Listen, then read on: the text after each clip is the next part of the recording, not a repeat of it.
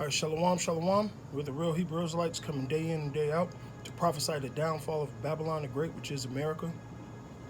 First off and foremost, all praises, honor, and glory be unto Yahweh, Ba'ashem, Yahweh Shai, Ba'ashem, Makar Kadash. Double honors to the elder apostle of Great Millstone. Salutations to the elect, wherever you may be. Brother Shapaya coming at you again with another quick lesson through the Spirit and power of Yahweh, Ba'ashem, Yahweh Shai. Today's lesson is really going to be based on the Rfid chip. And I got a video, something I went through personally, especially with these temperature checks and all that. These are just conditionings to get you ready for the mark of the beast, man. All right, now check this out. Ready for the mark of the beast? You're going to have to put your forehead right there.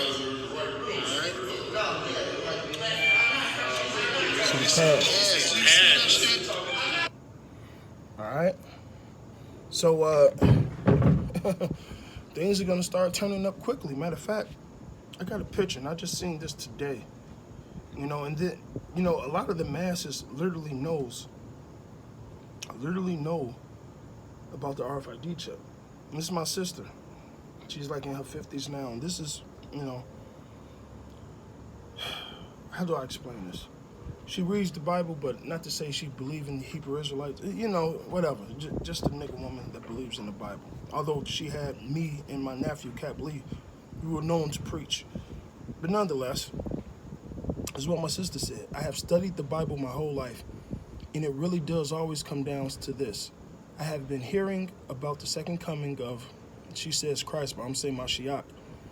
The second coming of Mashiach and the events unfolding since I was a kid.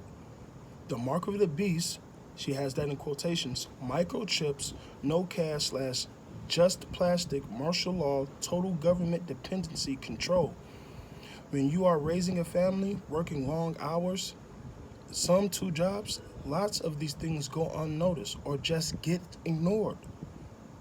It says no one can comprehend how bad it will be till it is.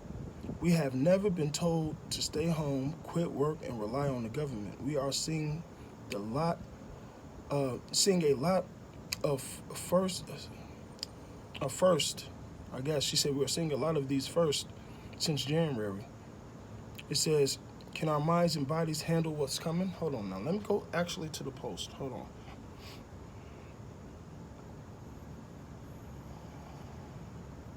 Okay, let me get this.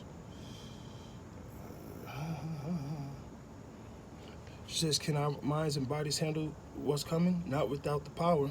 I wonder what doctor they will have on the news explaining the rapture, and then she goes off. Because really, we're going to get beamed up by chariots. While the devil is preparing people for the and she goes off. I'm not going to read no more. That shows you the mind of a nigga woman, man. Technically, she's an antichrist. She doesn't believe in Yahweh Shai. If you want to be technical. But nonetheless, the first part was on point, man. All right? And like she said, the people be so caught up in the world that they don't see the spiritual things that goes on. And that's how Esau sets this place up. Distraction after distraction after distraction after distraction. To keep your fucking mind closed from the things that's actually going on around you. All right? Now let's hit these scriptures, man. Let's get this. Of course, the classic Revelations 13. It says, Revelations 13 and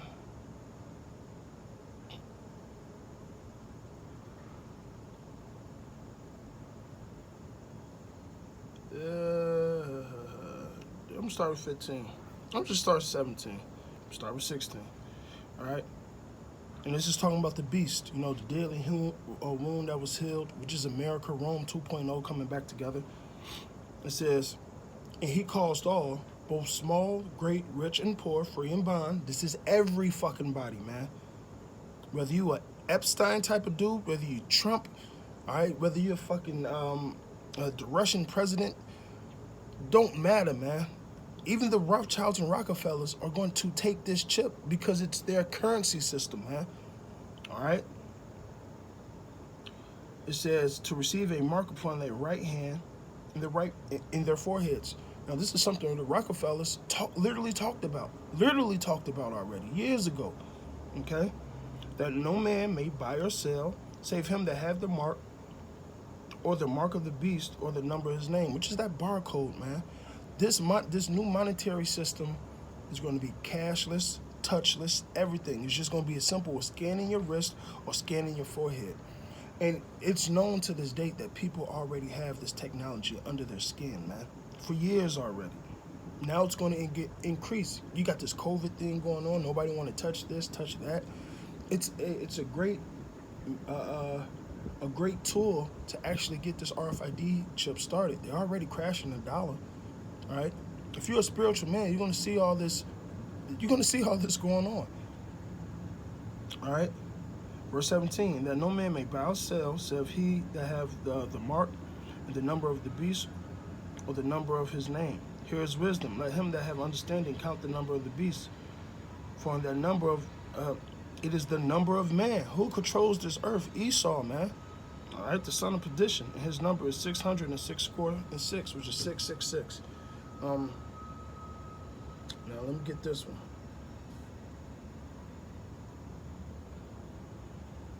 All right, this is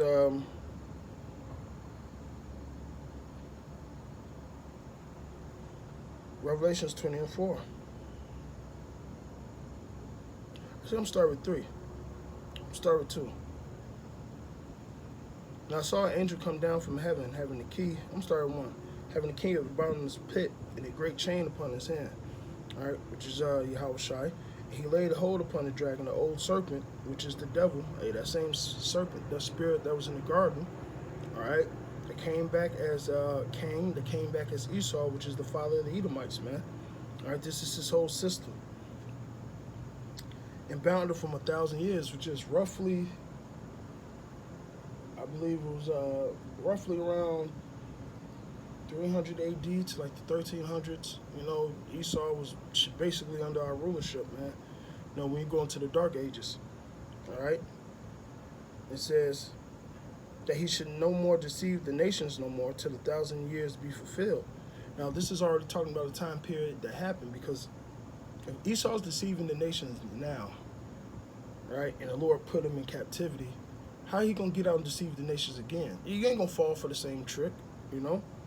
So it says, till 1,000 years should be fulfilled, and after this he shall be loose for a little season, which goes into Revelations 12:12. The devil know that he had but a short time, so he has to wreak all this havoc right now. And after that he must be loose a little season. And I saw the thrones, and they that sat upon them, and judgment was given unto them. And I saw the souls of them that were beheaded for the witness of Yahweh Shai, and for the word of Yahweh, and which have not worshipped the beast, this system, neither his image, neither have received the mark upon their foreheads or in their hands. So we ain't going to take that mark. And there's going to be a reason why we don't take that mark, and I'll get that next. And they lived and reigned with Hamashiach 1,000 years, man. So we're going to have that, we're going to be ruling with Yahweh Shai, man. All right? Listen, we got a lot of things to do to put our kingdom in order. Hey, Rome wasn't built in one day. So imagine the kingdom, man. All right? Now let me get this. This is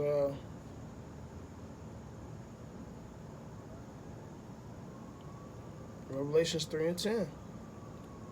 All right? And this is the main reason why we ain't going to take it. Because the elect is not going to take that. All right? The Lord has the spirit on the elect not to take that. This is Revelations 3:10. Because thou hast kept my word of patience. So the same souls that was beheaded that kept the word of Yahweh Shai, kept the word of Yahweh. All right? It says that have kept my word of my patience. All right? And that's what patience is, suffering. We keep on, hey, we're doing the work. We keep on going through it, suffering through it. And not saying it's a big burden, because the burden, Yahweh Shai said, my burden is light. But we're patiently suffering and going through this hellhole so we can get the kingdom, right? It says, I will also keep thee from the hour of temptation which shall come upon the whole world to try them that dwell upon the earth, which goes back to the Revelations 13. Small, great, rich, or poor, free, or bond, man. This is going to come upon everybody. The only people that ain't going to take it is the elect. Now, you're going to have some Edomites that go against it. Hey, they're just going to get mowed down in the streets, man. All right? Simply put, because although they may not take the fucking chip, these niggas still believe in America. These patriotic sons of bitches. All right? Let me get you this.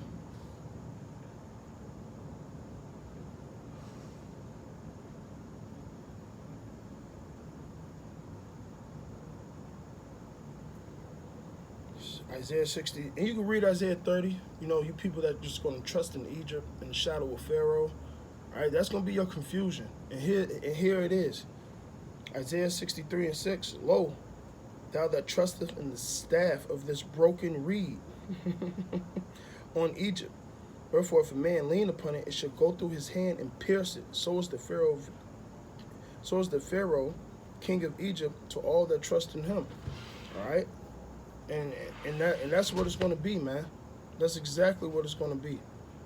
All right, it's going to be a device that's going to go into your hand, all right, and you're going to get a horrible sore from it, man. They're going to be able to kill your ass, like kill a kill switch, do whatever to you if you take this device, man. And this is written in the Bible, man, because you know what it represents. Because the Lord said, "Thou shalt have no cutting in the flesh," things of that nature. But it goes deeper than that, man. Because when you go into earrings and things of that, when you had a servant and he wants to be your servant forever, you'll pierce his ear. Therefore, he becomes your servant forever. So spiritually, we're doing that with Yahweh. All right? And physically and spiritually, you guys are going to do it with the devil. When you get that mark of the beast, you're basically saying, I want to be a servant of Satan forever, man. Just because this man give you your link card, this or that, or medicine. Man, listen, we ain't going to, that's trusting in Pharaoh, man. See what happened to the first Pharaoh? They didn't look too good for that first Egypt. It's for damn sure ain't going to look good for the second Egypt. Okay? So, hey, man, we're living in beautiful times. As I talked to one of my managers, and brothers know where I work at, one of the top hotels in fucking Chicago, man. And one of the top managers that does the weddings and things of that nature, he said he's having problems paying his mortgage. He only works one day a week. We sold the goddamn hotel to somebody else. That's how, man, that's how you know this economy is going fucking down the drain, man. And they based it off of COVID, which good. I'm glad this is going on, man.